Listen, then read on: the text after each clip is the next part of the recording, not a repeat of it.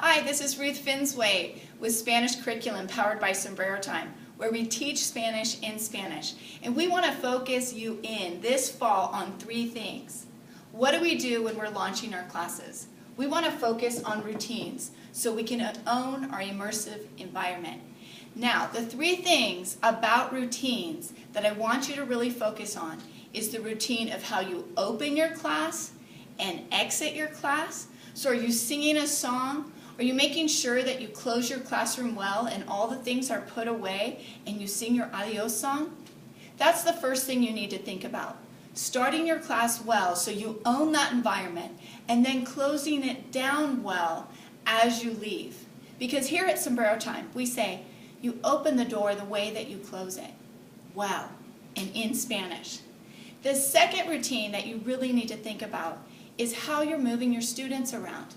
Now, if you have a half an hour class and you're roaming in between classes, you probably only are moving your students once, about halfway through.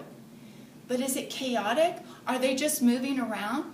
No, we don't want this. We want it to be orderly, in Spanish, and effective. So they're using the language even in these transitions where many times we lose our students. So think through that. Do you have a levántense, guarde la silla, vamos a formar una fila to the carpet? Think through how you're moving them in an orderly fashion where they can even repeat the language with you and be growing their language while you're transitioning in an orderly way. So first was focus on the opening and closing. The second routine is how you move your students. And the third routine you need to think about is how you're moving your materials. If you need a piece of paper or if they need a whiteboard and marker, how are you moving the materials in an orderly fashion? Again, so they might be repeating the commands with you and you keep them in the language the whole time. These are the things that we want you to focus on in the fall, because until we've fully engaged our kids and we're owning the environment with them, keeping them in the language, there's chaos ensuing. And then we don't get to the real learning and the content that we want to get to. But if you do routines well, you buy yourself back instructional time all year long.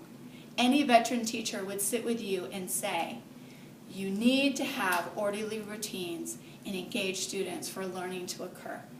So we want to give you those tips this week as you launch your fall instruction, teaching Spanish in Spanish. And hey, comment below on any routines or ways that you're moving your students, your materials, opening and closing your classes that you can share with the community so we all can learn from each other. So until next time, hasta luego.